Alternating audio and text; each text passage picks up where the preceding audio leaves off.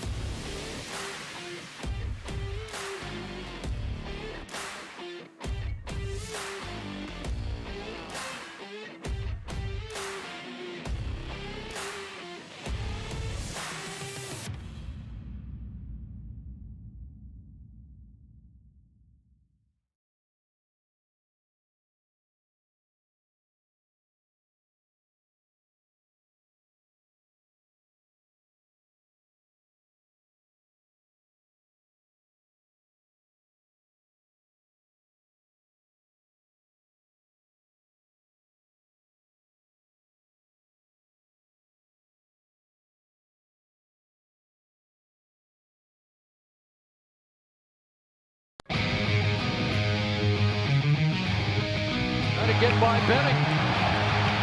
Darnell Nurse left it in the corner, gets left center. Perry scores! Corey Perry! Ilya able to shake away from Solani. It's given away to Solani around in front. Score! Teemu Solani with the steal. And the fans want one. Score! Off the floor! On the board! Paul Kariya!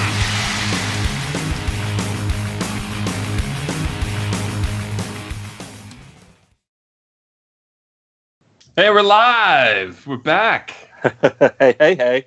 Yeah, we're back on Twitch. We thought we were going to be doing Twitch a lot, and like it's just been kind of a thing. We just haven't gotten around to doing a lot. But hey, we're talking Ducks, and it's what? How many? What was the last day that they were relevant? I'm very curious. December? Game one. Game one. So back in October, I think. Plenty of news to talk about, though, guys. It's been a while since we've all three been on the show. So Eric Stevens been firing off crazy material left and right through the Athletic. Josh Cooper doing the same. So I want to touch on some of these points, huh? Yeah. Yeah. Are you guys? Go ahead. I was just gonna say Eric Stevens has been going off ever since he joined the Athletic. Pretty much everything he puts out now is actually stuff you want to go and read and want to go find. And I guess same with Josh Cooper too, right? So. Are you guys drinking? Is this a Pucks and Brews, but not really a Pucks and Brews show? It's like a minor league Pucks and Brews. Minor league, yeah. I went with my favorite pineapple beer that Jason would hate because it has got a tinge of 7.2%. I like pineapple. 7.2%. Okay, I'll allow it. I got Modelo. That's 5.4, so I'm a little bit Always high, a classic. Always a classic. And he's got... I had stuff yesterday. I have water today. I had Land Shark yesterday. Wow. It's still probably Canadian drunk then. Yeah. No beers today at the old cave? Nope, not today. No. No strange brew. So we've got. Let's touch on a few announcements that we're making here. We have a website coming along. We're definitely doing that. So that's for some more opportunity for us to post more things and get more out to you guys. Hats are coming. I know we talked about that a while ago. We actually just got done talking about that. So those are coming too. We're gonna have Forever Mighty hats that we kind of teased a couple months ago. Was it a couple months ago? It seemed like it's been a while. Yeah. Since we had that run. It was like, I think. So it was definitely a couple months ago. It was like April. So yeah, we definitely have that. And then we're also doing a watch party, and not like a crazy one that we've done in the past where we have prizes and all that. We're just going to kick it. We're at Lamppost Pizza in Yorba Linda. We want to get people together to watch the Stanley Cup Finals, and if the Sharks make it, then I guess we're rooting for the Bruins. And if they don't make it, then we're rooting for the Blues because I hate Boston and I hate the Sharks. So it's a real tough predicament I'm in right now. But the Blues won today, so go Blues. Yeah, I'm all about the Blues right now. They're the team that I was thinking might make some noise, and they've done a good job so far. So what a turnaround for that season. I don't want to have to root for Boston, honestly. Like that's the nightmare situation, is having Boston from the East and either obviously San Jose or even if LA was there. That is probably the worst situation you get. I think most people hate Boston, right? Unless you're from there, you hate Boston. So. What did you guys think of all the breaks the Sharks are getting right now? I know this is going to be a Duck show, but I have to pop that question in here real quick. We're not going to go dive deep in the playoffs. That's for another day. But what about those two? This most recent play, the hand pass in overtime. Just absolutely insane. I mean, the fact that they kind of nitpick which rules can be reviewed and which ones can't, even though it's obvious that it should be reviewed and completely overturned. There's a lot of gray areas. I've got personal thoughts about it. I think we'll get on, one of our other shows or whatever. But that mistake can't happen. I mean, that's just egregious. The fact that they can't review that is ridiculous. I mean, it's such a broken system that you can go back and review an offside that almost had no impact on the goal whatsoever, and then you've got a play like that directly leads to a goal, and a goal in overtime that leads to a win in a Western Conference final. Like, that's ridiculous. And I'm not going to say like San Jose could have gone and won that another way, but right now it could be a 3-1 series lead for St. Louis if that if that call got called correctly and got called back, and then St. Louis goes on and wins that game in overtime, and then obviously wins today as well.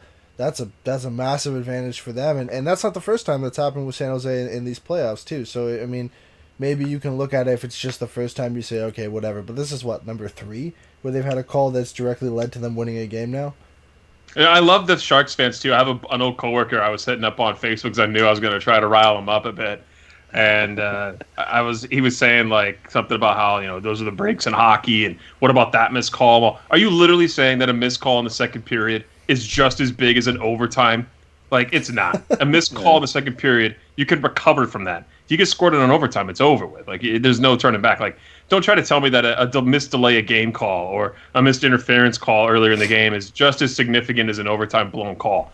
It's unreal. And my favorite was Pete DeBoer when they asked if he was lucky, and he basically said that was like disrespectful.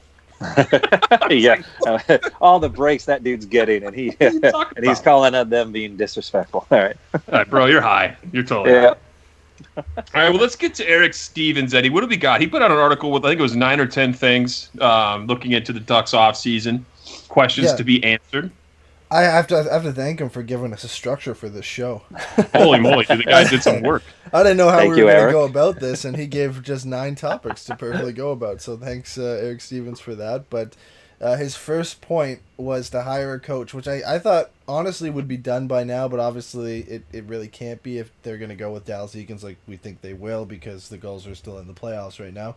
So that still has to be done, and it's likely that Dallas Eakins is going to be the guy now, because unfortunately Ricard Grönborg did not get any offers to coach in the NHL. I don't know. They didn't really say if it was an AHL or AHL gig or an assistant coaching gig. They just said he didn't get any offers. I don't know if that was just for a head coaching job or whatever. I would assume he just didn't get offers in general for an assistant coaching job or a head coaching job. So he goes to ZSC Lions. I think that's in Switzerland. That's where Austin Matthews played before in his draft year. And now he's off the table, which is really unfortunate. Hopefully down the road he gets something. But then there was an article, I think Josh Cooper was the first one who broke it, with Lane Lambert, who's been a long-time assistant coach for Barry Trotz in Washington and now in the island in New York, that he was going to get an interview with the Anaheim Ducks. So that opens up some more possibilities, not just for Lane Lambert, but the fact that they're going to be interviewing guys. I mean, we pretty much locked this up as being Dallas Eakins was going to be the guy who's going to get the job no matter what, and that might still be the case, but now it looks like they are interviewing different guys, and there's, I would assume, more candidates than just... I like him already because of his name. I don't like to say Lambert. I would like to say Lambert. Lane Lambert. He's got 283 games in the NHL. He's got plenty of coaching experience under Barry Trotz. He's been a winner. His AHL teams were successful, and as Cooper pointed out in that article, he's got a sick flow. He's got some pretty hockey hair. So I'm right on board. I think that's a really interesting pick. It was kind of a sleeper pick. No one talked about it. I hadn't heard his name, honestly, because I guess they were saying like it wasn't available, like he wasn't at that point of getting interest, and now it's like, how come no one's looking at Barry Trotz's assistant? Well, there you go, and here he is. Yeah, and there's a couple of things. I mean, I knew they wouldn't have a coach here in the playoffs or have one, nailed down. Not necessarily that Dallas Eakins was going to be the guy. It's just exactly what Bob Murray said at Bob's big breakfast thing that we went to, where he literally said, we're going to look at coaching once the season's over. That's when they're going to start doing the interviews. He also said, no one gets the job. It's going to be interviews. We're going to go through the process and figure out who's the best fit. Dallas Eakins, in my opinion, is going to be that guy just because of the success he is having in the AHL, in the third round now, possibly going to the finals, depending on how this series goes. But he's kind of earned that chance to get in there, and especially if we're going to be bringing in a bunch of guys that he's been coaching for this year, it kind of makes sense. The other guy, Lambert, although makes sense, I mean, he's been in the NHL for quite some time, and he's actually followed Trotz from Nashville to Washington to the Islanders. That, I think, is a reason why he's probably, even if he's getting interviewed, probably doesn't really move. I think he just is one of those guys that sticks with Barry Trotz wherever he goes, and is just kind of his right-hand man, and that system works, especially since they're 1 year removed from a Stanley Cup together. They had a great run and unexpected season this year, and they probably want to try and build on it. It'd be surprising to me if he actually just jumps ship and goes to Anaheim, where I think Dallas Eakins is probably the guy now that Gromberg's off the table. I think if he gets offered the job, though, you got to take it. You don't want to be a career assistant, no matter how long you've been with a guy for your entire career. Like you said, he's been with Barry Trotz for 3 different teams now, but I think that's all building up, and you're hoping to get a head coaching job in the NHL. I mean, there's only 31 jobs. If you have the chance to get that, I think he's going to take it. Now, I always question this. We talk about this with players. When guys play on a line with a very good player, how good are they? In junior, Alex DeBrincat played on a line with Connor McDavid. Everybody wondered if he was actually that good or not. The same thing kind of goes for this situation, I think, with coaches, is how good of a coach is Lambert? Like, how good of a coach is he really if he's with Barry Trotz? Is it because of Barry Trotz, or is he actually going to be a good coach on his own? I think a team has to take a risk on that, and whether that, decide if he's going to be a good coach by himself or not. And I mean, for any coach, you got to take a risk. Like if Dallas Eakins comes, you got to take a risk to see if he's going to be able to cut it or not. So I think that. Or you could just get Michelle Therrien and Alain Vigneault and get all those guys. The regulars are just piling back into an NHL spot because that's what the NHL does. That's why Gromberg didn't get a call. Yeah. GMs follow, a pattern, and usually when the first shoe drops, everyone kind of scrambles to react to that. That first shoe dropping was Quenneville getting hired. Then everyone just started going back to the well of old coaches. Alain Vigneault gets hired. Mike Yeo. How does Michel Therrien find his way back into the NHL? I don't know. He got hired as an assistant, or is he? He's assistant. Therrien and Mike Yeo are assistants to Alain Vigneault in Philly. Yeah. What a structure that is. Yeah, and then Patrick Waugh possibly coming back for Ottawa. To Ottawa. I mean, I hope so. Oh, I hope Yeah, it ends but with he and Gromberg's Eugene the Melnyk odd in a man boxing out. match at some point. I want him back with his own in the team. NHL. I loved him when he was in Colorado. Just the stuff he'd pull behind the bench. He didn't care. Oh, he's a nutbag. The guy's a nutbag. He's crazy. Yeah, and what better way to put a fierce competitor with anger issues on the worst team in the NHL? I wonder how that's going to turn out. Oh, it's going to be excellent. Excellent It's gonna be TV great. in the NHL. It's going to be awesome. Everyone's like, torts who? I don't care. Look at this guy. How do you make the situation in Ottawa more dramatic? You bring in a coach who's probably the most dramatic coach we've seen in a long time, maybe bar Torts, and put him behind the bench and just what's a complete shit show in Ottawa. Like that's how you top it off right there. You've already got the owner, you've got the GM who's making mistakes, and then you just throw in a coach. It's wag the dog. Sign me up. It's the owner and the GM are screwing up so bad. It's like, put someone out in front of them so they're not looking at what we're doing. Get Patrick Waugh. He's crazy. Yeah. Sign me up, guys.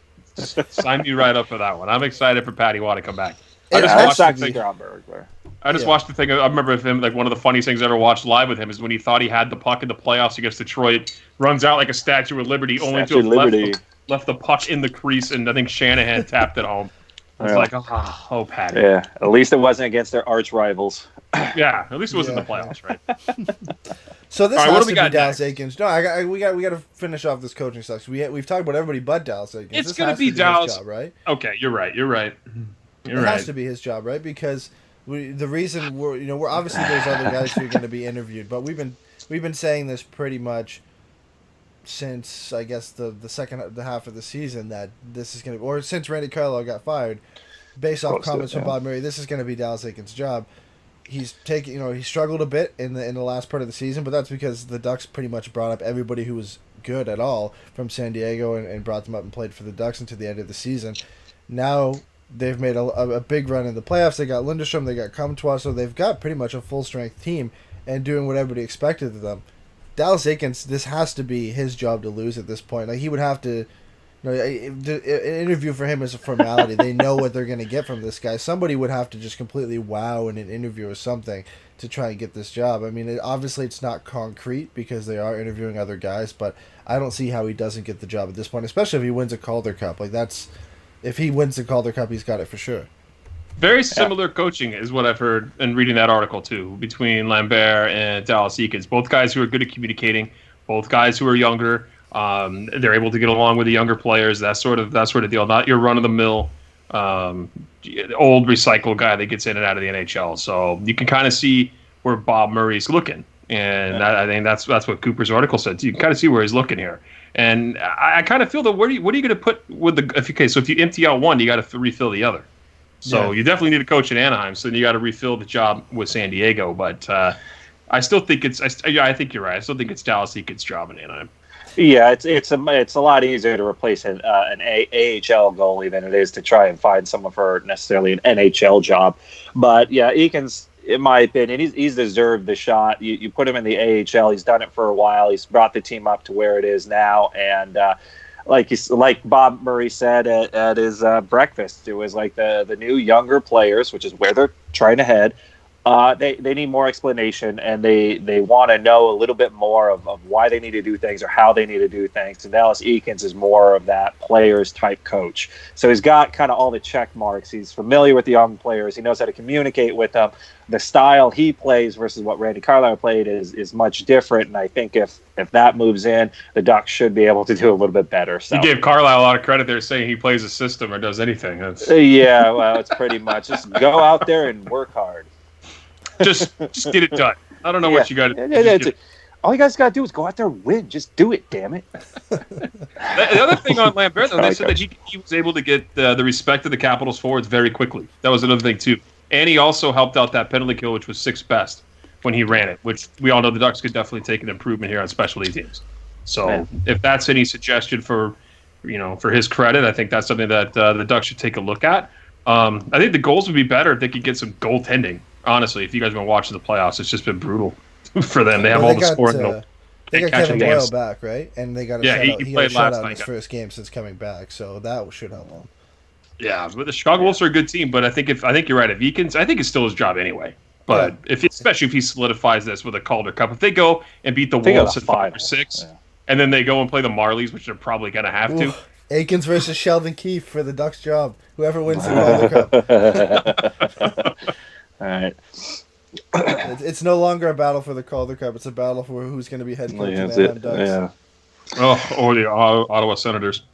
Yeah, loser coaches the Sens. Oh, dude. That's not good. All right, No, let's that's move on not a to good. the That's a second nightmare point here. scenario.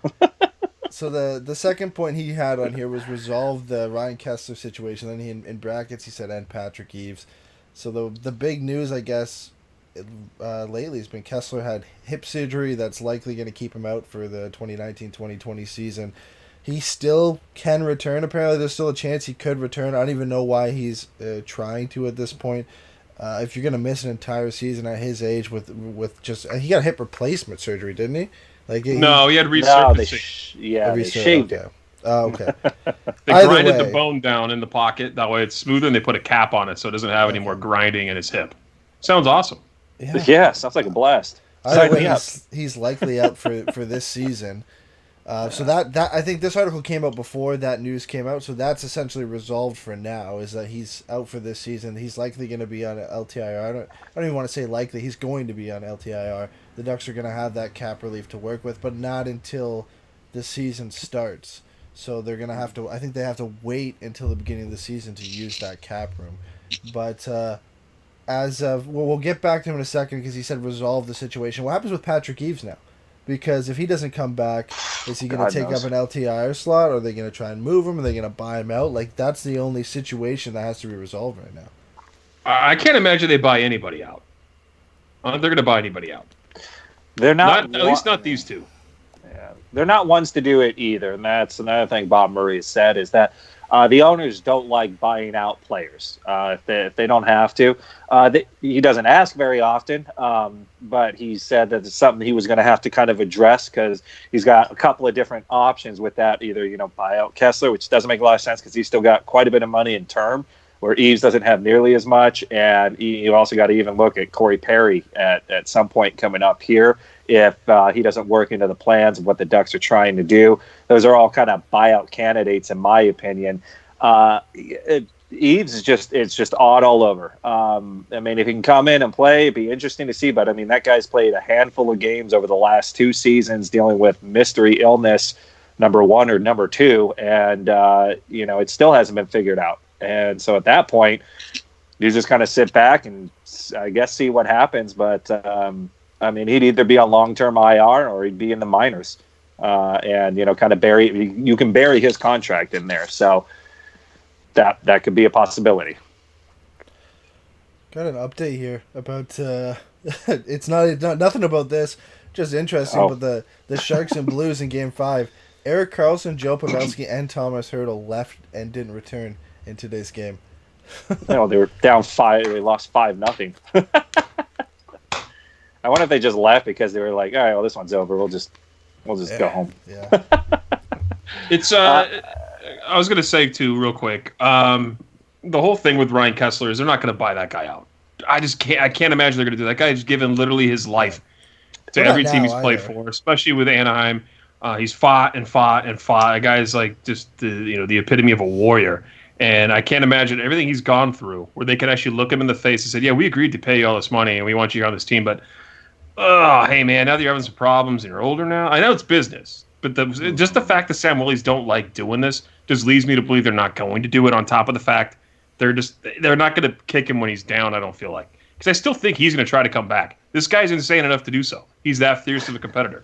Insanity is the key word right there. I can't believe he's going through the surgery, and then he's hoping after essentially missing a year and a half that, like Eddie said, at his age, all of a sudden he could come back in and be any real sort of impact. I mean, I don't know. Solani had the bet. Yeah, I mean, he had a season off after knee surgery, and that's a little bit different than dealing with the hip thing. So it'd be rough to see in this NHL if he can come in and do anything, in the next season after this. But at the same time, he's getting paid, so retiring is probably something he didn't want to do anyway. So he's still under the care of the Ducks, so why not get some free surgery and keep getting paid money no matter what? Don't blame him. Don't blame him. No. So I think that might be more of what he's going to do. And then, when all's said and done, it'd be tough I would think that he'd want to come back. Even if he wanted to, it'd be tough if he could play at the level that the NHL's at now. Yep, Yeah, I 100% agree with that. I think Patrick Eaves is more of a question mark than anything because this season coming up will be his last season on his contract. And honestly, if he felt like he couldn't play, I could see him retiring. He's only going to forfeit his contract's about just over $3 million. Mm-hmm. He might just retire if the Ducks feel they need that cap space.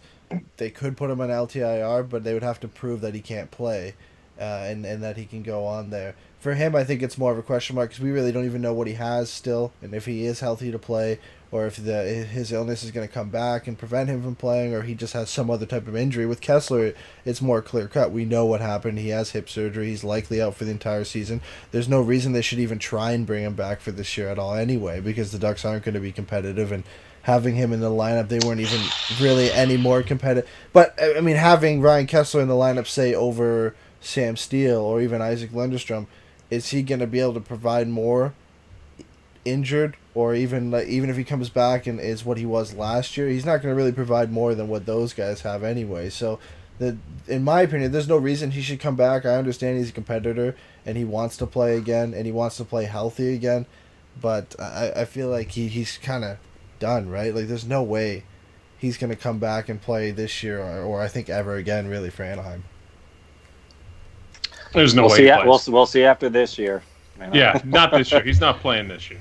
I think this year's done. Yeah. And with Eaves, especially Eaves, if he plays, he's going to play in the minors. They don't need another winger. They need to let the kids come back and play. They really need to make room for that. And we're going to get to with the whole problem with Perry on that too, because Stevens made a great point in his article when he talking about Corey Perry. Well, that's the next point we have next. Anyway. His third point was put buying out Corey Perry under consideration. So Corey Perry's contract right now, what was it? It's like $8.625 million for this year and next year. If they bought him out, I think I haven't checked the buyout calculator in a while, but it would cost them a significant amount of money to buy him out on the cap, and it would be over. Let's see here. Let me see. It would only save $2 million a year. Yeah. So cap space. Yeah. If they bought him out, the final cap hit that they would have would cost $2.625 next year. Then randomly it would cost $6.625 in the year after that, and then $2 million for the final 2 years is what it would cost. So it really hurt them in 2020, 2021 in cap hit, and then it would just be around $2 million for the other 3 years. It's not the worst idea ever, but you have to make sure you're good for 2020, 2021, because that you're going to have $6.5 million on a cap hit for a guy who's not even playing in your organization anymore. I mean, when you're talking about Jakob Silfverberg, Andre Kasha, Troy Terry, Daniel Sprong, just those guys right there. As wingers, they need to come up and have room. And you're going to say that a guy with a bum knee, who's well past his prime and has just had like an unfortunate, really steep downturn, is going to be sitting in that slot instead? I don't like it. I think if he can embrace playing a third or fourth line role, there's a spot for him, not necessarily at his salary, but at the same time, we're talking about bringing in a bunch of younger players, and that Sprong contract, even next year or this upcoming year, is still really team friendly. And they can usually try and do some maneuvering around. And since they have some young wingers that are going to be coming up on entry-level contracts, keeping them on and not having to pay them out for the next few years might be something else that they want to possibly do, just because they're not going to be hit too hard with wingers. So, I mean, it's a possibility to buy him out, but then you're paying more and having more of a salary cap for, twice the contract versus letting them just play out the last 2 years of that contract and be done with it. So, I mean, they'll do their own little cost analysis on it, but I think, as long as he's willing to embrace a third or fourth line role, his minutes are going to be diminished and not necessarily stop anyone. But that gives us a little bit of depth, too, if someone gets injured, which seems to happen nonstop every damn season. For the last 5 years. It's been horrific. It just does not matter. So I'd want to keep him around maybe just for that. Who did you name off as guys on the right wing? It's Kasha, Sprong, Terry, and Silfverberg, right? Yep. You got to throw Kiefer Sherwood in that mix too, because I'm sure they don't want to send him down to San Diego, and I think he deserves another shot at getting a roster spot. And even Ricard Raquel too, who has played on the left and the right both times this season. So there's potentially 5 or 6 guys who could take up a right wing slot, especially when you think on the left side, Maxim Comtois is going to get another shot. You've got Max Jones. You've got some of the centers who could come up that might have to shift to the wing, and that would focus on the left side as well. If Rickard Rakell plays on the left side, that factors in over there as well. So there's a lot of roster spots, and Corey Perry, if he's in the lineup, if he's on the team, he has to play. You're not going to bench a guy who's making over $8 million. Yeah, maybe he'll accept a lower role, but then maybe you are blocking some of these guys who aren't going to play. And as in our chat, Devin Shore is going to be back too. If they don't have him playing center, he's going to have to take up a wing spot. Carter Rowney's going to have to take up a wing spot. He's going to have to play center. He's going to have to play center. Yeah, he might, but Sam Steele's going to play center. If Adam Henrique is still there, Adam Henrique's going to play center. Getzlaf's going to play center. Carter Rowney could play center if they want Shore. If Lindstrom comes up and plays, then he'll play center as well. There's a lot of competition for roster spots next year, so I think that's why Eric Stevens proposed this, is they should consider it. If they think all these guys are going to be able to play next year and they don't want to play them in San Diego, maybe you consider buying up Corey Perry, making that roster room, and just making sure you're good for that 2020-2021 season where that cap hit's going to be the highest. Because other than that, $2 million's not too bad to work with over 4 different years. All right, let's do this. I'm going to ask you guys real quick. Eves, buyout, yes or no? No. No, I'm saying. Kesler, buyout, yes or no? Not anymore. No. Can't do it. Just LTIR now. Yeah. It's not really going to hurt us. So Perry buyout. For me, is yes. Yeah, I think you consider it. It all depends. Sorry, go ahead. I was just gonna say it all depends on how many guys you think are gonna make the roster from the younger players next year, and how desperate the Ducks are to move them out of San Diego. If they want to leave them down there for another year, then they don't have to buy out Corey Perry. Yeah, that's where I'm thinking. I'm saying no to buying out Corey Perry. There's only 2 more years, yes, at quite a hit, but at this point they plan on doing a lot more of a youth movement. And Corey Perry is going to be one of those last contracts off the books. Keep him on there for now. You can play those other guys that are close to, or you would think might make that step to the NHL. Let them play those top line minutes in the AHL, get some real experience, and let Corey Perry play the 3rd or 4th line role for a little bit. And if he doesn't like it, then you're gonna have to play either. But I would say that putting him down there, keeping him around in case injuries happen to Kasha, who seems to be injured every year. Even Corey Perry gets injured every now and again. And then you'll have those guys from the minors that can make that jump up and show what they can do in the NHL. So I keep him in there as more of an insurance, not as someone that's going to propel our team to greatness.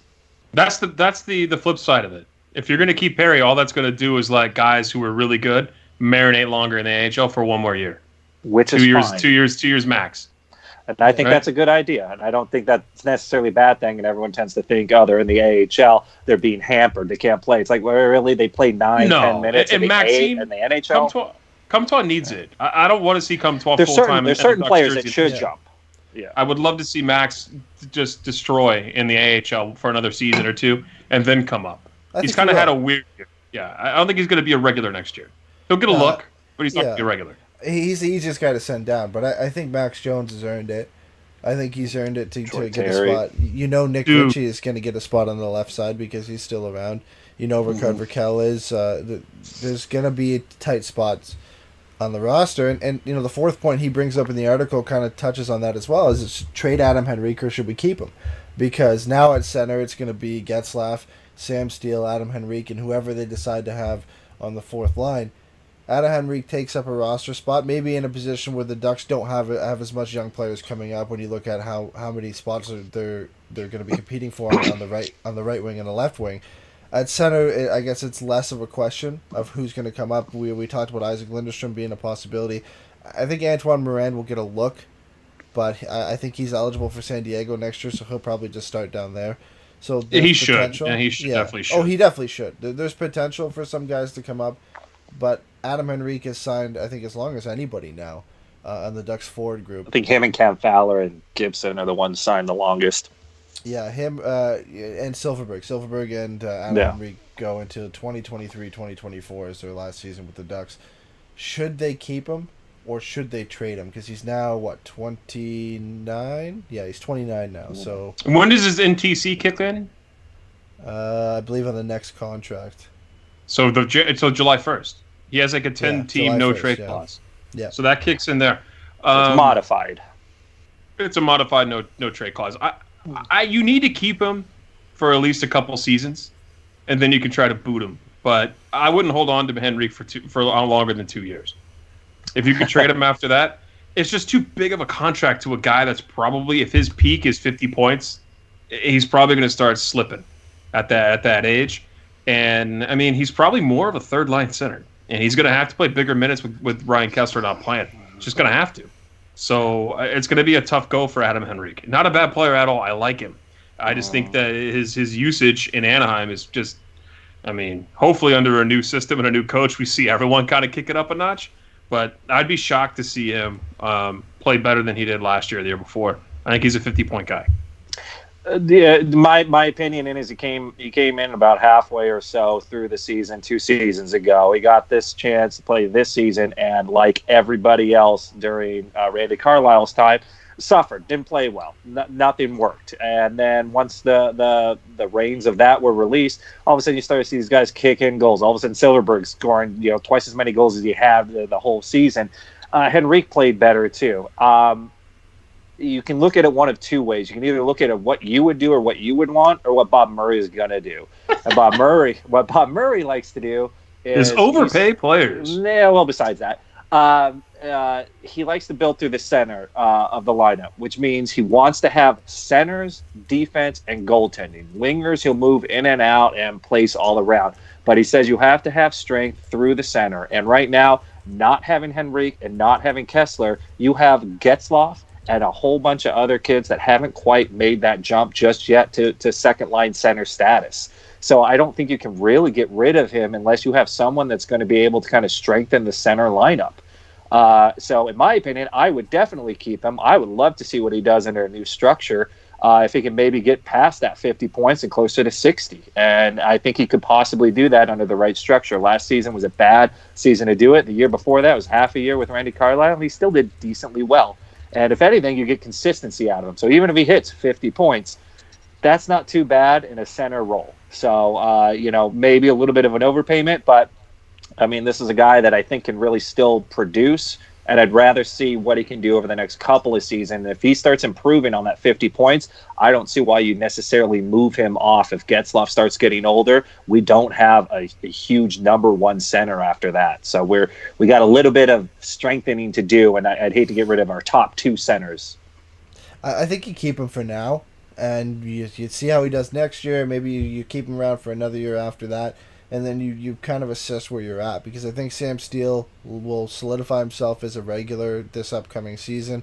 I think Isaac Lindstrom might either need another year of kind of development in between the AHL and the NHL next year, and then maybe the year after you can kind of evaluate where you are with him, see if you need another year of Adam Henrique.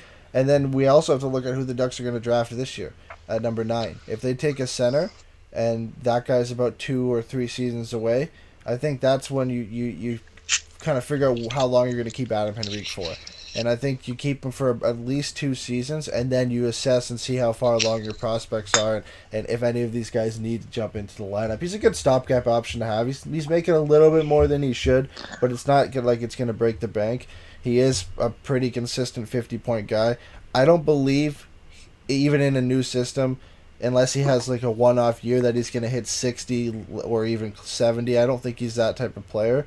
But 50 points isn't bad. He's a good second-line center to have on your team. And like Jason said, once Getzlaf's gone, he's a nice option to have as a veteran guy. And you're going to have a lot of young centers on this team. So he is a guy you could keep around for the entirety of his contract. But we all assume Ryan Getzlaf is going to come back no matter what. Obviously not for the same amount of money. Oh, come on. He's going to. But at that point, you're going to have issues fitting guys into the lineup. So I think once Getzlaf re-signs that new deal, whatever it is, that's probably when they explore moving Adam Henrique, because they might not need him at that point with some of the younger guys solidifying roles in the top 6. I've been saying it for months. No one realizes how good Ryan Getzlaf is, and they're going to be so sad. They think all these kids are just going to be able to step in and fill that role. And they don't understand how good Getzlaf is. Getzlaf's a Hall of Famer. You don't get those every year. You don't get those every 2-3 years. You have to be lucky and get – and that draft was insane. But Ryan Getzlaf's a Hall of Fame player. And he's a beast at center. He does all kind. Without him driving play, there is just no Anaheim offense most of the time with the way this team's been the past couple of seasons. So, sure, the young guys are coming up, but for everyone to think like all these young guys need to get these shots, got to get these guys up in the NHL. It's like give them their reps. They're not Ryan Getzlaf. They're just not Ryan Getzlaf. Getzlaf is just an amazing player. He's going to be sorely missed. Everyone's going to blink and it's going to be his career is going to be over with in a few years, and they're going to be like, holy hell, we missed that guy. Where is that guy? We don't have the play driver. Why do we suck at center all of a sudden? He's been a top 8, top 7 center his entire career. The guy's been amazing. And so for anyone to think that anyone's just going to be able to step in and take that role is just insane to me.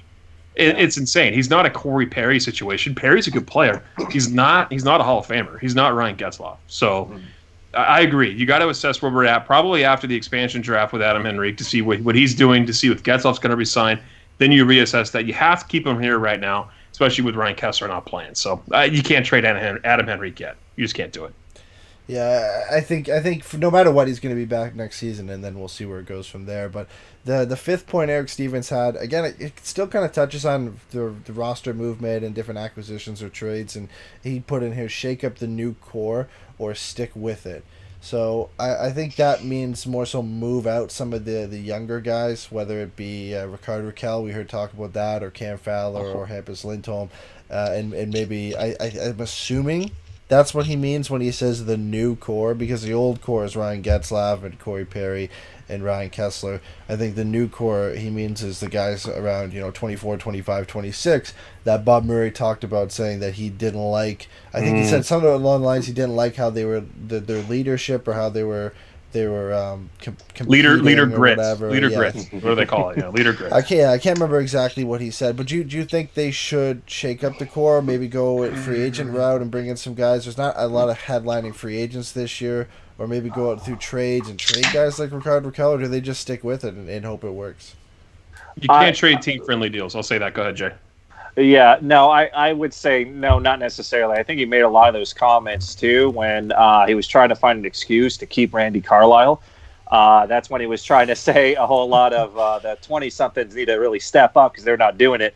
And I don't want to fire my best friend. Yeah, and then they fire the coach, and, it wasn't exactly, out of the gate amazing. They kind of did 500 for a little while, but, I mean, you could physically see those players playing well. I think he's developed a better appreciation for some of those players, because he, once again, at that breakfast, to me, revealed a lot where he was ready to move on. It seemed like Silverberg was probably that guy that he was ready to just can. And then once he got behind the bench and he saw what people were doing, he developed a new perspective on it.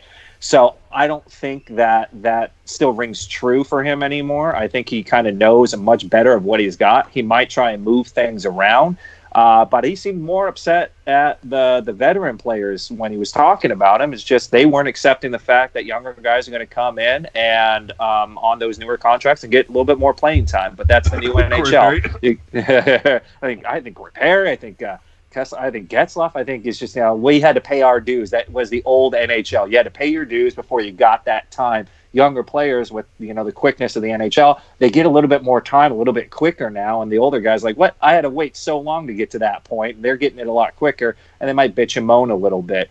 I don't think you get rid of 24, 25-year-olds, especially the ones we have. You're talking about the Raquels, the Kashas. I mean, those are the guys I would still keep on the line. Richie might be an option.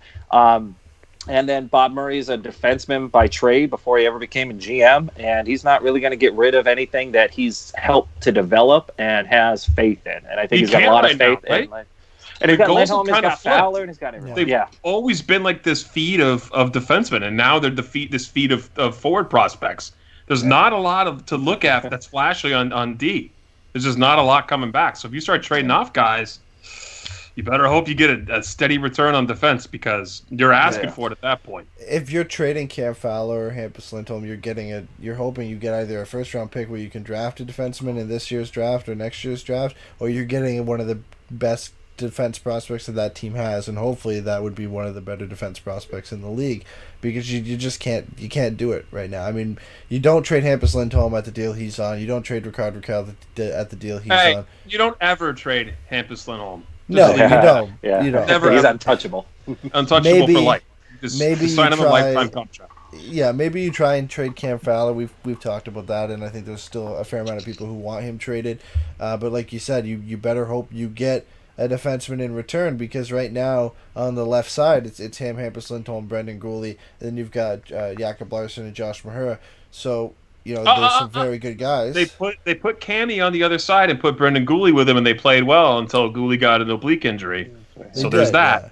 But for left-handed guys, that's what they have. If Cam Fowler was to get traded, you would assume that a lefty would replace him on the left side, and they're going to have to go out and look for a right-handed defenseman, and Eric Stevens gets into that later. But if you trade Cam Fowler, you got to bring in a defense prospect or a high first-round pick in this year's draft to go out and get a defenseman, because they need something in the system. They specifically need a right shot defenseman in their system because they don't have any at all. There's none in the top 15 of the draft though that really kind of blow your skirt up. It's all forwards, centers. Yeah, and left shot defenseman. Bowen Byram could go in the top 5. He's a very, very good player, but he's a left shot defenseman. The Kings are taking him. I think so. Yeah, but Rob Blake's not going to pass that up. But let's move on to the second part, because we kind of already got into it a bit, or the 6 point. Wait, real quick. Yeah. Jason, where's our watch party on June 1st for the Stanley Cup Finals?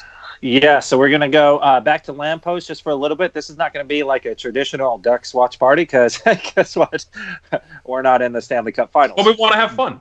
We want to have fun, and we want to hang out with everybody. It feels like it's already been too long since the last one we had. So if you guys want to, it's the Yorba Linda West Lamppost Pizza. I do not remember the actual address it is, but we'll be posting it out for sure, Twitter and all the social media. But it's going to be June 1st, Saturday. I think the game's going to is already scheduled for 5 p.m. Yep. So if you want to come out, we're going to reserve a spot in the bar section. That's already been confirmed. So you get up close, personal hangout with us. Sorry, but you also get to be really close to beer, so that's a plus. And then you get good to watch beer hockey. Selection. Good, a great beer selection. And as much as I love Craftsman, there's no train. That caught me off guard. Brutal, so I showed up to that. I'm really sorry about the train. But it's at 17568 Yorba Linda Boulevard, Yorba Linda, California. Like Jay said, we'll post it, so you don't have to remember it, because I'm not going to remember that either. But it'll be at 5 o'clock, which means Jay and I will be there at 4 o'clock. And we'll be drinking. And we'll be drunk by 5. Yeah, absolutely. We're hoping you guys want to come and just have fun. Let's all root against the Sharks if they make it, or the Bruins, depending on who's in the final. St. Louis. Either way. If San Jose loses, I'm just the most happy person ever to go to that watch party. And I just hope Boston loses. I hate them. I just can't let the Sharks win. I just can't do it. But anyway, we can get back to it. We just have to pop that. No, it better be St. Louis. That's all. Yeah, it has to. I'm not watching it. Anyway, number 6, the 6 point Eric Stevens had is what we're kind of talking about, is an identify a number 4 defenseman or get one. I think specifically for the Ducks, it should be a right shot defenseman. They brought in and signed Jani Hakanpää or whatever from Finland. Yep. Nailed it. They brought him in. He seems more of like a Korbinian Holzer type of replacement, because he doesn't seem like Holzer's going to come back. But should the Ducks either identify number 4 in their system, whether that's Brendan Gooley, whether that's Jakob Larsson, maybe Josh Mahura if he can make the job next year, or should they go out and get one? I don't know the caliber of guy you can get in a trade. In free agency, there's really only 3 guys who jump off the page, and that's Erik Karlsson, Tyler Myers, and Anton Strawman. EK65, baby. Yeah. Let's do it. Other than that, you're going to have to go in a trade and try and get one of the Ducks just traded away, right shot defenseman and Brendan Montour. So I think, honestly, it's either they pick Brendan Gooley to be the number 4, or they maybe try and go big in free agency and go after Myers or Erik Karlsson, but I don't think it happens. I see Brendan Gooley. Yeah, I see Gooley as I think they want to maybe give him another chance since he got injured, but he did work so well with Cam Fowler, and that has turned out to be a freaking Rubik's Cube to try and find something that fits and works with Cam Fowler on a consistent basis. That doesn't happen often. I think the last one was Dupre before he got hurt. I think that was the last time I saw a real consistent, good lineup between Fowler and anybody else. So I'm sure they maybe want to give that, but I think that they probably go with a little bit more insurance. Another thing Bob Murray said is that he wants a big shot defenseman to man the point, and he wants a right-handed shot defenseman as well, because we're so short on that. And do you remember when he mentioned Shea Weber? Do you remember when he's like, "Oh, we'd all love to have a Shea Weber." Oh, no shit, man. Well, Shea Weber at the beginning of his career. So in that respect, I think Carlson's way too far off of our thing. We don't go after free agents, and so now I feel that. Yeah, so I think Myers might be a fit. I mean, something that might fit underneath the cap. I mean, what Bob Murray's probably looking for. Because other than that, I don't think anything we have in the system is going to meet what Bob Murray is still trying to look for, and that is a big shot defenseman to man that power play, that point shot. And that power play's got to get better, and he knows it. So I think he might find a way to wiggle some money around and might get him, because that's a guy you might be able to get a little bit more bang for your buck. Just depends how much other teams are willing to pay for him too. Yeah. In my opinion, Tyler Myers isn't that guy. If you're getting a big defenseman who can man the power play with a big shot, yeah, he scored 9 goals last year, but he isn't really that power play quarterback, which is what the Ducks need. The only guy available in free agency that kind of fits that tag is Erik Karlsson, and I don't think that's even possible for the Ducks. You know how much money he's going to get. I don't think they go that route, or if they can even go that route with the amount of money Erik Karlsson's going to want.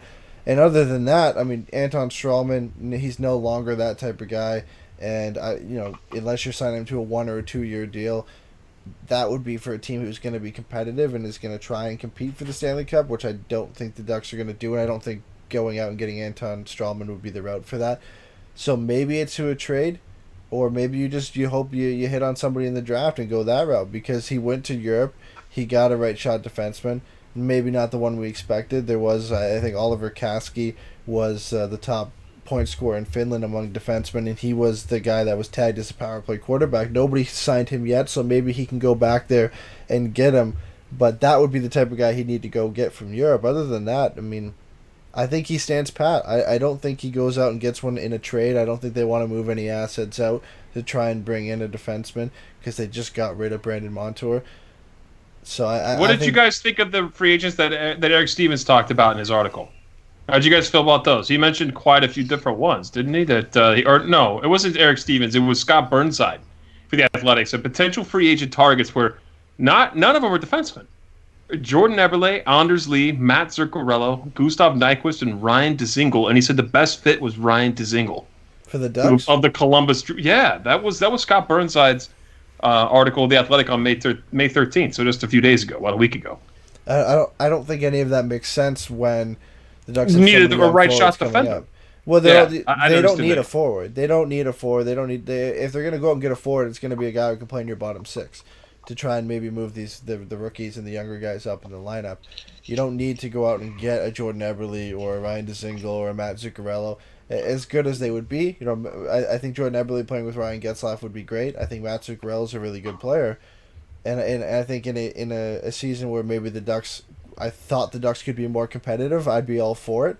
But at this point, it doesn't make sense, and they're going to probably want 4 or 5 year deals in free agency that I don't think the Ducks should go out and do. They just re-signed Jakob Silfverberg. It'd be kind of weird to re-sign him for over $5 million and then go out and get another guy who's going to compete for that roster spot at arguably the same price, if not more, and push Jakob Silfverberg down to the third line at a $5 million price tag. It just wouldn't make any sense. Yep. I agree. I have no problem with them taking one of those forwards.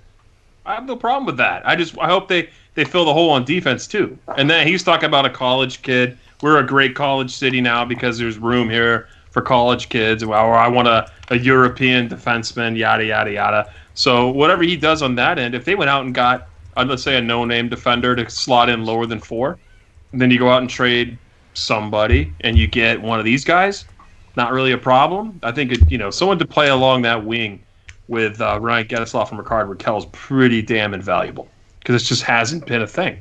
We've tried literally everybody. They put everybody up there, and no one can hang. I want to see Kasha up there. I want to see him on a consistent basis up there. Well, for the next part, this is probably the only other place the Ducks are going to go out and get a defenseman that could be of that caliber. And the 7th point Eric Stevens had was to hit on that rare top 10 draft pick. The Ducks don't get a lot of them. They have number 9 this year. They're going to need to hit on this pick. This can't be a bust for them. They're not going to be here in this position that long. Maybe next year, but I don't see them being that bad where they're going to consistently get top 10 picks year after year after year with some of the young players they have coming up, especially having John Gibson in net. So you've got to hit on this pick. This has been a bad year. It can't be a bust. It can't be a Nick Ritchie. It's got to be a guy who eventually is going to slide into your top 6, whether that's a center in Trevor Zegras or Kirby Dach or Dylan Cozens, or if it's a defenseman, if they go out and get Soderstrom, or if Byram falls that far, or Cam York or whoever. No matter who they draft here, this guy eventually has to be a solid part of their top 6. Hopefully, if it's a forward, a 50, 60, 70-point guy. What about Peyton Krebs? I mean, anybody, right? I mean, he's a good option, and that's, I think we're going to get into specifics on guys in our draft show, but if they draft him, he's got to be a hit. No matter who they get, they have to make sure they go with the right guy, and he has to be a solid part of this lineup for the future, because they can't risk it. They can't have another Nick Ritchie type scenario, because they need this player. I mean, they drafted Nick Ritchie thinking he was going to be that left wing that the Ducks needed for so long to play with Ryan Getzlaf. That didn't turn out, and how long were the Ducks looking for that type of player? Arguably, that type of player could have pushed them over the hump and got them to the Stanley Cup Finals and won them a Stanley Cup. They never got it. Nick Ritchie was supposed to be that guy. They can't do it again. They can't go through that again. They need a guy who can eventually slide into that top 6 and be a regular contributor, be one of the best players on their team. I feel so bad for Nick Ritchie because it's like they drafted him, and it was the prototypical guy that you wanted in the NHL. Power forward, he can play the wing. And it wasn't just he can play with Getzlaf. He can play with Getzlaf and Perry. And you thought that was just a match made in heaven, all power forwards. And that was what was so good about Getzlaf and Perry, was that they would just dominate. Add another big dominant forward around there. That was supposed to be just perfect. And he killed it in the AHL, but it didn't quite transfer. And then the NHL changed like that, and he got stuck on the outside kind of looking in. He's tried to get a little bit better and did, but he's still not quite where he needs to be. I mean, Peyton Krebs, Eric Stevens and Corey Proman both like that guy, and I think that they would know more about prospects than us. I mean, he's 5'11", a little on the smaller side. Oh, Jason obviously knows more, but said he fits the Ducks bill. I know way more. Competitive playmaker who skates well, has high hockey IQ. Anaheim can use centers that can pass the puck like a Ryan Getzlaf does so well, particularly in his prime. Steele can dish the biscuit, and so can Krebs, who had 49 assists this season and nearly double the amount of the next closest teammate on a team that struggled all year. Oh, sounds familiar. Welcome to Anaheim. Proman also liked him. Good hockey sense, brings a lot of dimension to Anaheim. So he's one. I always like Dylan Cozens, though. I just think he's going to get picked higher than what the Ducks are going to be looking at, unfortunately. Yeah, honestly, right now, if you want to go center, there should be one of them available. We know Jack Hughes, Kaapo Kakko are going to go 1-2. I would have to assume somebody takes a defenseman in the top 5, so Bowen Byram's probably going to go up there, especially the fact that he led the WHL in scoring in the playoffs, and unfortunately his team missed out on going to the Memorial Cup, but that only solidifies his draft ranking, I think, in the top 5. I would assume Podkolzin probably still goes in that mix. He was always number 3, and he's kind of slid a bit, but I think one team, maybe LA, will take a shot on him. And then they like Russians in LA now. Yeah, makes sense. And then if that's how it goes, you've got 5 more picks into the Ducks, and you've got 5 centers there. You've got Cozens, Turcotte, Dach, Zegras, and Peyton Krebs. One of them should be available for the Ducks at number 9, and I don't think you can go wrong with any of them. I mean, there's obviously guys I would like over others, but I think they're all going to be good players. If the Ducks want to go and get a right-handed defenseman, maybe they do that. The only guy I think warrants a top 10 pick could be Victor Soderstrom. If they want to go in and get that guy who could be a number 4 eventually on the right side and bring in a really good right-handed defenseman, maybe they do that. I don't think they should. You can get a defenseman later in the draft, but that's an option for them. And there's some wingers. I mean, if Podkolzin falls that far, maybe you go that way. I don't think Bob Murray's going to draft a Russian, so that's probably not going to happen. We draft the best player available in the first round, according to Bob Murray. Yeah, unless he's Russian. Yep. Unless he's Russian. Yeah. Who's the most recent Russian player to play for Anaheim? I don't know. Oh, that's a quiz question. I was going to say that. That's what I just didn't think it had been that. No, Fedorov? Was Fedorov? Fedorov was one. That was for sure. 05, 04? Yeah. Vishnevsky was still there. Let's see. Brizgalov. Brizgalov. Oh, yeah. no, Kudobin. Anton Kudobin. No, he's Russian? He's Kazakhstan. He's Kazakhstan, yeah. Is he? I thought he was Russian. Kazakhstanian. He's I'm looking it up. And Anton anyway, Khudobin is a Kazakhstani and Russian professional ice hockey player. He's But he from plays for Kazakhstan. Kazakhstan in the Olympics. Son of a gun. Oh, all right. Anyway, to finish my point for wingers, they could also go Matthew Boldy or Cole Caulfield. Cole Caulfield played with Jack Hughes, and set a U.S. national development team record for goals this year. I think he scored like 60, almost 70 goals over the entire season, and just from tournament play and through his regular season. The only problem with him is he's 5'9", so there's still the question mark. I know size doesn't matter as much in the NHL anymore, but there's always that question mark on guys coming up, and he has the same problem that Alex DeBrincat has: is how good is he really, or is it Jack Hughes? Right? Is it Jack Hughes? Because Jack Hughes is a generational talent. Is he benefiting from playing with Jack Hughes, or is he really that good?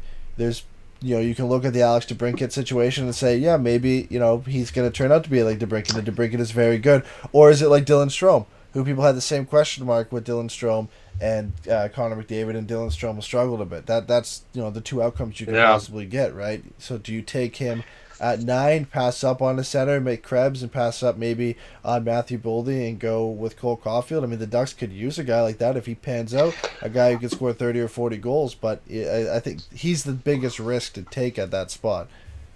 I don't know, because you'd also look at a Panarin, too, and you would think, oh, yeah, well, he was playing, with Chicago, he was playing with Kane, and that's our deal, and then they got rid of him, and he just killed it. So I think if he's good and young and quick, I think I don't think as much as a risk as he might have been in the past.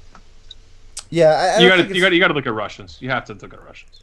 yeah. He could retire and go play the KHL. You never know. Yeah, true. I'm not worried about his size in Cole Caulfield. I just always worry about those guys who play with, the top guys. You always hear about them. They always get drafted a bit higher. And sometimes they pan out, sometimes they don't. It almost seems like 50-50 in whether they pan out or not. And there's always the question mark. I mean, that's why DeBrincat fell to the second round. It's because everybody, scouts included, said, oh, he played with Connor McDavid. How good is this kid really? Because Katie's really good. He's good. Yeah, and it turns out he's a very good player. He's a 30-40 goal scorer in the league consistently. So maybe Cole Caulfield is going to be that type of guy. DeBrincat was small as well, and another reason he fell. So if he falls to 9, he could end up being a very good pick for the Ducks. It depends which route they want. They have all the options in the world. They could go center, wing, or defenseman, and likely it will pan out in their favor no matter which way they go. But like you said, I think they're going to go best guy available, and that's probably going to be a center at that point. DeBrincat's one of my favorites to talk about with that, because there was an interview last year when someone was interviewing Jonathan Toews, and they're like asking, "Oh, how do you feel about DeBrincat?" And you're like, "Huh? Who's what?" Alex DeBrincat. He's like, "Oh, Kitty. We call him Kitty." His freaking nickname on the Blackhawks is Kitty. I thought that was really funny. Gotta talk about Kitty. Know his own name, his actual name. It's like DeBrincat. Yeah. What do you mean? All right. Yeah, so he's got to have a good nickname. He has to. Let's move on to number 8, and this centers around Ryan Miller. He said, bring back Ryan Miller or look at other backup options. Should the Ducks bring back Ryan Miller next year? Yes. And for how long? Yes. How long should they bring him back? 1-year deals till he retires. Yeah. Yep. Who else is available? There's not too many guys available this year. Curtis McElhaney's now. Yeah, he'll be available. Yeah. He's a starter, though. He'll take John Gibson's job. Now, you can't take away from what Ryan Miller did in the clutch. When Gibson goes down with either injury or just complete overwork, Ryan Miller is essentially a starter on most teams, or at least a handful of teams, and that's rough to pass up, and especially someone that's is being able to evolve in the game. As long as he wants to come back and play another season, I don't think you're going to find a better backup. And he was, $2 million last year? I can't imagine he's going to be over the top, I don't even think he's going to be $2 million next year. I think he might even take a reduced hit. But even if he's $2 million, that's a hell of an insurance policy on the most important position in the game, Patrick. I mean, maybe. There's not many options the Ducks can go with other than him, honestly. You can go Cam Ward, Brian Elliott, Anders Nielsen, or Can you not ever Kincaid. say Cam Ward's name again as a possibility, Anaheim, please? Those are the 4 guys that are backups and have been like, backups. that dude really. is a sieve since he won the cup. He's not a good goalie. Well, I'm He's not just saying a they should go for him, but those are saying, those are the. he still backup options exists, they Pat. have. You can't tell him to not. I mean, the people who Blackhawks thought he was exist. so good, they gave him a no-move clause. Jesus Yeah, Christ. they also got Chris Kunitz, so whatever. Cups. Guys got cups. Yeah, cups for days. Yeah. How did that work Or, out? Ricky brought up in the chat, or you could go Kevin Boyle if you don't want to bring. If Ryan Miller doesn't want to come back, or if you maybe give Kevin Boyle a shot, that's always an option too. And the I Ducks would signed agree. Lucas Dostal as well. So Not super stoked on Ducks goaltending right now, beyond John Gibson. So That, in my opinion, that's all you need. But Ryan Miller is good. That gives Boyle Yes. another year, in my opinion. Another year of experience. Experience is invaluable to goaltenders. You might see the odd, the Murrays and, the odd people who kind of jump in at a young age. Hart on Philly. I mean, very occasionally you'll see young players jump in and actually do really well. It does not happen that often. And that's usually because you need quite a bit of experience seeing different situational plays and learning from them before you can get in. That's when you finally get your Bennington, who's 25 and a rookie and killing it. It doesn't happen all the time. So you just got to kind of let that simmer and get better, because throwing him in the NHL, playing as many games as they do in the NHL, tends to wear on younger goalies who haven't had that experience yet. So I'd rather have a Miller in there if we can for a year or even 2 if he's willing, and just let that goaltending thing ferment a little bit. I agree. yeah, I think so. And you look at the fact that the point number 9 he had is decide on their current free agents, and I just kind of threw in the guys they signed too. The Ducks just signed Lucas Dostal. He had a good season this year and had a good performance at the World Championships. So even if they decide to promote from within eventually, Dostal is an option to fill in San Diego and kind of develop down there and get some time down there, because he's a guy I think they hope eventually could be the backup. Kevin Boyle, I think, will obviously get a shot before him, but it makes for an easy transition. Maybe you bring back Ryan Miller for one more season. You let Kevin Boyle get some more time in the AHL. Maybe bring him up a couple times throughout the season if Miller gets either hurt or if Gibson gets hurt or if one of them gets tired. You bring him up, get him some playing time.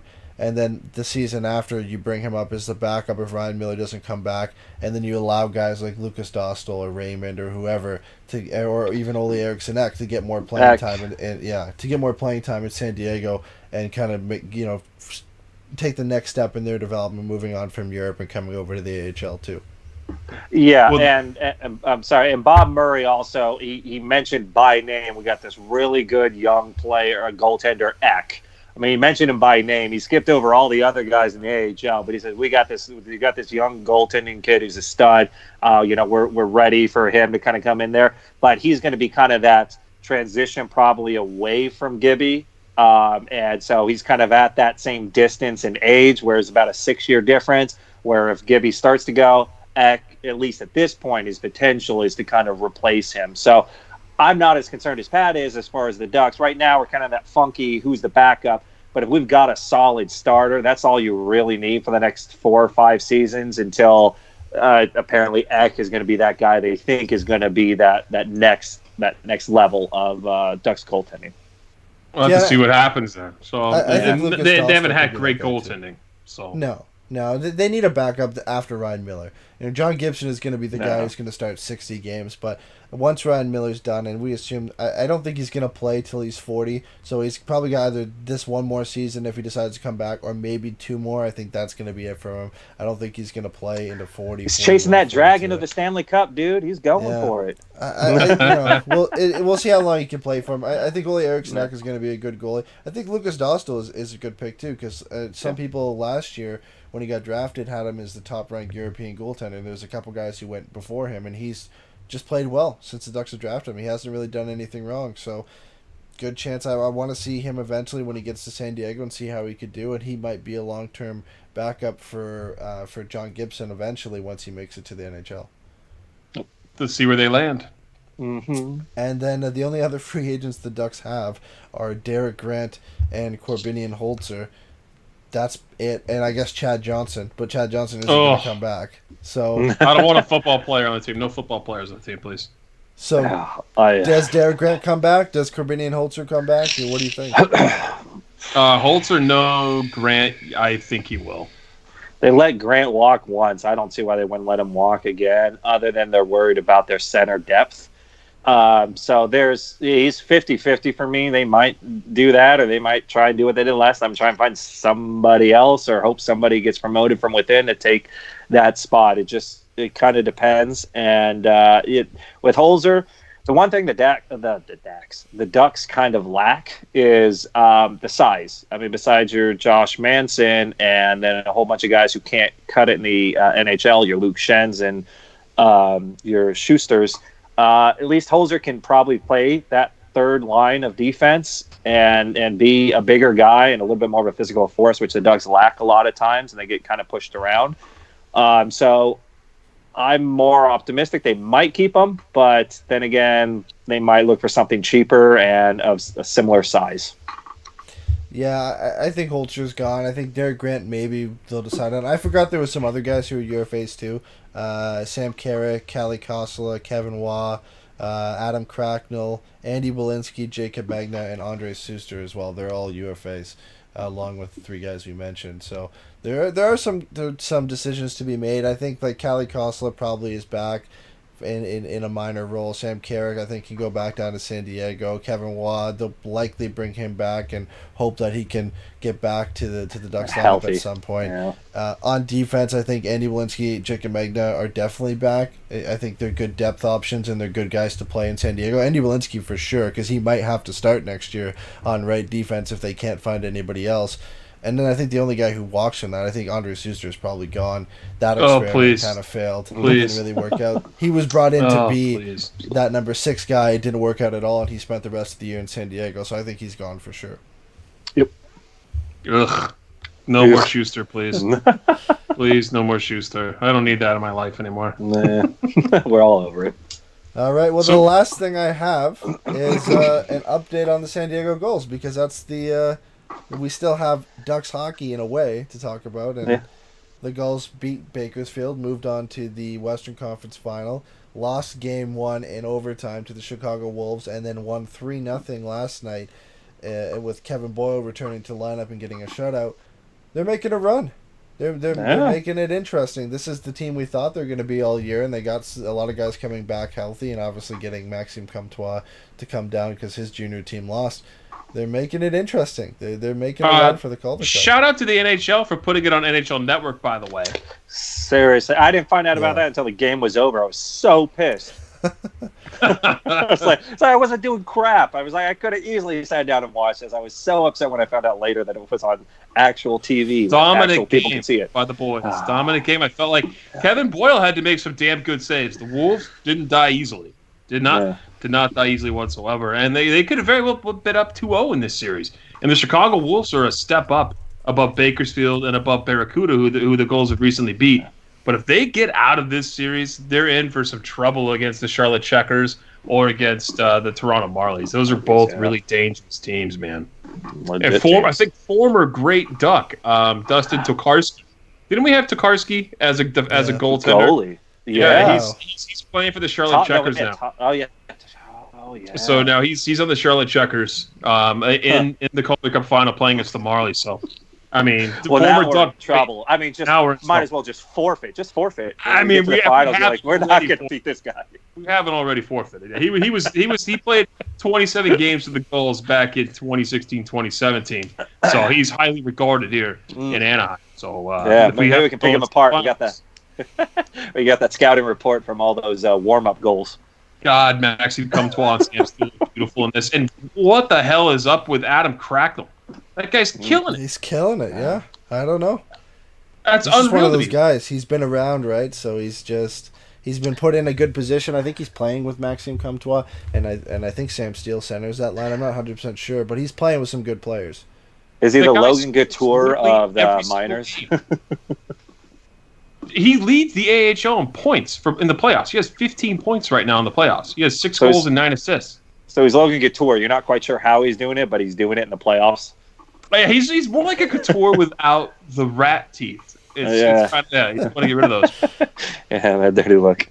And Sam Carrick, another player who can't crack the Ducks lineup, has 61 points for the Gulls in the regular season to lead them, 61 and 61, also 90 PEMs, so I like him a lot.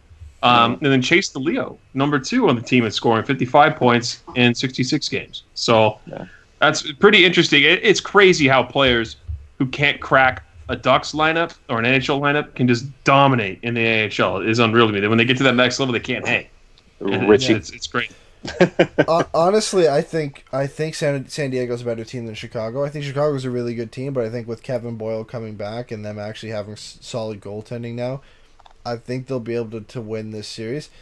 I think they're better than the Marlies, but Charlotte, I think, would be the toughest opponent for them. Charlotte's a really, really deep team. They've got some really good players. They're pretty much set at every position with good players. Like Dustin Tokarski. I get what you're saying. Yeah. Is he actually their starting goaltender? I thought it would have been. He's Alex played 2 games in the playoffs. I don't know if he's still playing. Oh, jeez, Pat. So he's not. He's not even playing. He's not even there. All right. We don't know. We got a chance now. We don't know. No one knows the answer to that. No one knows for sure. This is all. Okay, good. so it's actually Tokarski has played 2 games, and he has put up good numbers. But it's Alex Nedeljkovic who's played the other 9. And, and he's what they'll have to face. Yeah. I think they're going to play Tokarski. I think they're going to be like, hey man, we man. really need a win against the Gulls in the finals. Man, I know you haven't played all playoffs, but we're gonna throw you into the final, and we're gonna play. Yeah, but just remember when you used to play for that team. He's got that the NHL clout. I mean, the other guy you said, I've never heard of that guy before, but I know Dustin. Yeah. He's a nobody. Easily a nobody. But Maxime Comtois might be my favorite up and coming Duck, along with Max Jones here, guys. The guy's a beast. The guy's just an unreal player. But one more year in San Diego. One more year. Not yet. Yeah. You got to wait a little longer, boy. You got to play at least another year with the Gulls. He's got points in almost every game. He was one game he didn't get points I think he's come so far from the beginning of this last season, just with his minor team, doing international, and then doing the playoffs. I think I don't know what more he could do unless you want to just be in the AHL and see exactly what he does, but I have a feeling he'll kill it in the regular season too, and then how long are you going to try and keep that guy down? He's only down there, I think. I think he might start down there, and then if he plays his way, like if he just plays so good that they can't keep him down there, which I honestly think he might, where he just puts up over a point per game for 20 or so games, they're going to have to call him up, and they'll have to either make room for him or send somebody else down. That's what I think you do for him. You send him down there, see what he can do, see if he's 100% ready, see if he can dominate the AHL. That's the way I like how to develop prospects. You wait until they're dominating junior, which Comtois obviously is. You let him get some time. Oh, what do you mean? Like 3 hat tricks in 2 weeks is dominant? Yeah. Well, Bob Murray already said that Comtois doesn't belong in the juniors, but because of the way that it's set up, he kind of got stuck there. Oh, he was so pissed. Yeah, and so now he said he should already be playing the AHL, and I think at this point, if they were giving him that long look at the NHL earlier, if he continues to have a good playoff and then he goes into training camp or he does well in preseason, I can easily see him up here to start the season. He was so pissed that he has to pay junior teams. You remember? He was mad. We pay him. Yeah, and then they were trying to go he was trying to say we tried to pay him more to just give him back, and they wouldn't take it. I don't know. He's like, something's got to change. This is crap. He was pissed about it in a Bob Murray way. Eddie, do you like the way that works? I understand it, being around it a bit more with the CHL teams. They have to, or their league would not be. They wouldn't be able to run the league because all their good players would be gone. They wouldn't be able to. You wouldn't be able to make good teams. There's already issues down here with teams still working around the system to be good almost every year. London's one of those teams up there. Where they're I guess up here. Up here. London's one of those teams where there's different workarounds where they always seem to be good every year. But if you had it where guys could go, they didn't have to go back down to junior. They could just go to the AHL. They'd be here for 1 season, maybe 2, and that'd be it. And it'd be impossible for teams to be good. It would mean the teams that are notoriously really, really bad would make almost no money because they would never be good because they'd be losing their best players. I get it. It makes sense. It sucks for NHL teams. It sucks for some players that get stuck in the system. Mitch Marner was a guy that got stuck in the system where the Leafs didn't think he was ready, and they didn't want to send him back down to junior. I mean, Maxime Comtois He got stuck in the system. They know he's too good for junior, but they couldn't send him to the AHL, and they didn't want to keep him up and burn his contract, so they had to send him back down. So for those players that it happens to, it sucks, but I completely get it, because those teams have to make money, and that league has to remain viable too. I would just say, because Bob Murray says, like, listen, we try to send them more money to get these players out. Like, we know, like, we can send them more money, and that kind of makes it. So I feel like they want to try and just restructure how it is. Or like, listen, if we got to take a guy off your hands, we will compensate you for it, but just don't just. Here's the deadline. If you don't want him, then you're stuck for the rest of the year. I think was his main gripe. It was like, because Maxime Comtois got suspended, and he said look at the hit. It wasn't vicious. He's just a man playing against juniors, and the hit was just way worse because of how big he is. It's because he doesn't belong in juniors. And so he was like, we want to pay him more money, but the way that everything's structured, we can't do it, and they can't give it to us. So.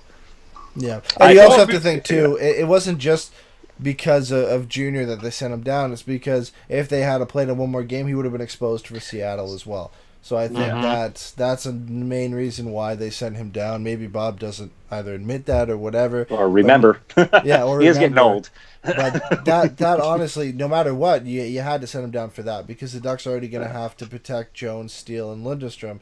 You can't also throw Comtois in that mix, especially if you think he's going to be the better of the four and better, faster than those guys, and where he's going to be a valuable top six guy. You don't want to end up losing one of those guys for nothing if you have to protect another one of them. So I think it was a smart move anyway, even if it was because of the CHL rules he had to get sent down. It did save the Ducks to not have to send him, to not have to keep him up and go over that deadline. Hey, before we go, we should ask anybody if they have any questions. Those who've hung around, that we have like about a dozen or so one that are live what? right here.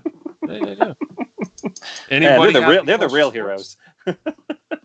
Eddie, you're in the chat, right? Yeah, I'm in the chat. We had questions throughout. I was kind of answering them in the chat every now and then. And then, did we want to talk about, just until those questions maybe build up or something, about we're going to have a free episode that's normally a Patreon show? Yes, doing a free Patreon episode for sure. Yeah, so our most famous one is Pat takes a nice swig from his delicious beer. Our most famous Patreon show is our Pucks and Brews show. And that's basically where we get some really good beer. We drink it, and then we just shoot the S for a while, where we kind of bring up any topic. People chime in. Usually it's Patreon exclusive for a top tier, but we want to get a little bit more exposure to it and let people see the fun that we're having on that. So we will plan, I think, probably next week or the upcoming week. We got to try to do it here pretty soon, because, guys, we have so much to talk about with the NHL and the Stanley Cup Finals are coming. There's maybe only 2 games left or 1 game left. If we're lucky for the one. Yeah. So anyways, it's our most famous. You get to watch us kind of get tore down a little bit more than normal, but it's very interactive, and it's also just a lot of fun. And a lot of our Patreons drink along with us and chime in as well. So we want to kind of give at least a free show and have everyone kind of involved if they want to be. Yeah, we're down to have a good time. You guys can ask us anything and everything. It's kind of like an AMA. Ask me anything, ask us anything. Mostly NHL topics will be talk about, a lot of playoff questions, a lot of things we like to rant about. These dudes here like to piss me off and say stupid shit about the NHL that I'm not about. So that's obviously, I was fully hold on. I think if we remember correctly, you're the one on one of those shows who said, let's trade John Gibson and Ricard Raquel. So and then backtracked. We have to make room. We got to do that. Okay, yeah. It was my cute way of trying to rile you guys up, then you guys try to call me out for like being serious about it. Which is yeah. You and your goalie love. We know how much you like that. Yeah, I do like John Gibson. Oh yeah, do you now? I do like John Gibson. I'm not a fan of Chad Johnson. I don't like Chads. I guess you could say. Look at here, Chad. Look at here, Chad. Yeah, go back to Chappelle. Anyways, thank you guys for all the support. Thanks for watching along. Eddie, are we done? Or we get questions, my friend? We had one question, but we do. I just want to mention we do have the draft show coming up with Steve Konianos too. We're going to be setting that up soon, and that'll either be end of May, early June, obviously before the draft. We're going to have that with him, and it's going to be previewing I think that we did the first 3 rounds last year. We'll see what he wants to do, but probably, again, at least the first 2 rounds of picks the Ducks are going to have. So their first 3 picks, the 2 in the first round, 1 in the second round, we're going to be looking at who he thinks they should draft at each position and who he thinks the best guys available are going to be. So that's a fun one. If you haven't listened to the one we did last year, I know it's kind Draft of irrelevant analyst. now, but he's a great guy to have on the show. It's one of our favorite podcasts to do each year because the guy puts on a top 500 list for prospects. So that kind of shows you how much he knows. The fact that he goes that in depth on it. Only about, I think, 286 guys get drafted. So he goes above and beyond in his research to really figure out. And he's kind enough to hang out with us peasants for an hour. Right. He's very kind in taking his time and letting us do that while he's busy telling the whole world how everyone should draft, because that guy goes deep. I agree, man. That guy's got some awesome work. And his website, by the way, is thedraftanalyst.com. Go check it out. He puts up drafts. We're looking at that right now. Mock drafts are going up, but he has his April standings. Jack Hughes still number 1. And this goes back to the question real quick. I know that Dave from Patreon had a question about that. Is Jack Hughes, who hasn't put up any points in the world, and the Worlds, right? The World Tournament going on now. And he hasn't really been on the score sheet as much as Capo Caco, or Caco, whatever. I can't think of his name right now. I'm sorry. I thought You nailed it. I definitely nailed it. It's Capo Caco. I know it is. He's definitely got the share of the highlight reel. And Eddie still thinks that Capo is not as good as Jack Hughes, which I got to applaud Eddie there. He's giving a little shout out to the Americans. Oh, wow. Jack Hughes is the number 1 pick. If you don't take, it's all recency bias if you take Capo Caco. Capo Caco is a good player, but again, I always go back to it. He's a winger. They're a dime a dozen. But he can play center. He has proven he can play center. So there could be a situation where maybe down the road he plays center. But this reminds me so much of Laine and Matthews. It's almost identical in how Laine had the better Worlds. He had the better, I think it was World Juniors. He had a better World Juniors than Matthews as well. And he was getting that hype near the end, near the draft time, that people said maybe from the same countries too. That's the best part. Maybe the Leafs will take Laine, but for Laine he was guaranteed a winger. Matthews was a center. The Leafs needed a number 1 center. They took Matthews, but there was that talk. Maybe Laine goes number 1. And then Matthews. If it's between a Finn and an American, no matter if you're Canadian or American, you always take the American in this today's NHL. That's the thing. They always go with those North American guys. That's what they always do. They don't go with European. Yeah, because and I would think that they're a little bit more used to the not North American style, but at least like the way the NHL is played. It's played a lot similar, obviously, here than it would be in Finland. So I would assume that it's an easier transition. Not that Caco couldn't dominate and do what Laine did, but at the same time, there's a lot less question marks when you get Jack Hughes, and I just don't think New Jersey would pass that up on anything that had a question mark. That blue collar town, they're taking that American kid 100%. Yeah, and he's 100% guaranteed a playmaking center to play with a guy who could put up 40 goals in Taylor Hall. How would you guys? So you really feel it's Jack Hughes? I just want to hear Eddie say it again. Who's the better player? Oh, it's Jack Hughes. He's American. Who's in the top 3? Not a Canadian, just a Russian. Well, no. I think a Canadian. I think Bowen Byram goes number 3. So there is a Canadian in the top 3. There you go. Whatever you got to tell yourself, Ed. Yeah, you got to have some win. Hey, how do you guys feel since we're live? We'll get to the other question that was in the chat here. Eddie said there was another question there. But how do you guys feel about doing a Pucks and Brews on Wednesday? Wednesday night good? This Wednesday? Can you? Can't. Or do we have to go? I have a hockey game on Wednesday. Well, we'll see. We'll figure it out. We'll let everybody know. We'll let everybody know. I'd rather do our show when it's. I don't have to worry about working in the morning. I know, but if the Blues win on Tuesday, and we have to do a Stanley Cup final preview Wednesday, because I think it's going to be cutting it close. We're going to want to make sure we get it done before the finals start. And I think the finals. I don't. Whatever. Whatever. Fine, we'll figure it out. These wussbags don't want to commit to anything. I want to, but the Stanley Cup finals start Monday, May 27th, so we got time. We'll figure out a drinking show, probably Memorial Day weekend. Let's shoot for that for you guys there. We'll do that. Yeah, you're welcome. Yeah. The one question we had was from Ricky. He said, "Bring back Montour?" ? Oh God, no. No, you can't. You got lucky enough to ship him out for another defenseman and a top pick, first round pick. Why would you bring him back? What did he do in Buffalo? Nothing, nada. They didn't do anything. They didn't get better. What do you have? A point or two? Haterade. Yeah, well, The whole team fell off a cliff. Yeah, but I mean, bringing him back's not going to be your number 4. He had his shot. He's not there. He's not that guy. Yeah, no, Bobby lost faith in him. That's the end of it. Bobby lost the faith, and that's it. That's it. You can't bring Brandon. Wish him well somewhere else, but just not here. It's just not going. I don't. Hope he's pretty. Every game he ever plays. I don't. It's not a yeah, you're vindictive. They got Ralph Kruger now. Everything looks up for them. Oh yeah, he's a good coach. Yeah. Come on, good coach. I think he's a good coach. I think it's a good move for Buffalo. It's a really good move for Buffalo, I think. All right. Well, we will be back with Pucks and Brews, I guess, on Twitch next. So we're looking at next Saturday since these guys don't want to get drunk during the week. So we're just gonna have to do it next Saturday. But can't do it Saturday. Don't say Saturday. You can't do it Saturday? I have a charity hockey tournament I'm playing. All right. Well, we'll figure it out. We'll let you guys know. How about that? Jesus Christ. Jesus Christ. Yeah, we'll figure it out, guys. Have a good night. Bye, guys.